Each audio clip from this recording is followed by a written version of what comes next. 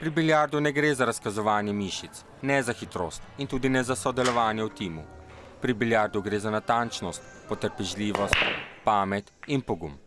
Sem ga najprej igral na računalniku, tam mi je bil zelo všeč. Zdaj imam učitelja in starša sta zadovoljna, da igram biljard, ker nisem zunaj na ulicah in doma za računalnikom. Jan biljard trenira 9 ur na teden, tudi z Mitjem Gradišnikom, ki ga poleg skrivnosti dobrih udarcev uči tudi obvladovanja čustev.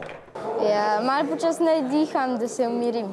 Gre za umetnost nadzora bele žogice, čista fizika.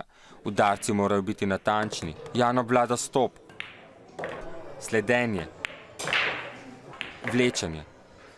To so le nekateri udarci, brez katerih ni zahtevnejše športne igre. Državna prvenstva so v različnih disciplinah, letos je bila izbrana 9. Pri 9 je cilj, da potopimo kugle od 1 do 9 in kdor prvi potopi 9, zmaga. Potapljanje žogic v luknje gre Janu dobro od rok, saj med športnimi igralci v Sloveniji eden najmlajših. Biljard zanj ni le družabna igra, ampak resen šport, ki je priznan od Olimpijskega komiteja. Dokler se biljard ne uvrsti med tekmovalno disciplino olimpijskih iger, ga bo Jan še naprej pridno treniral.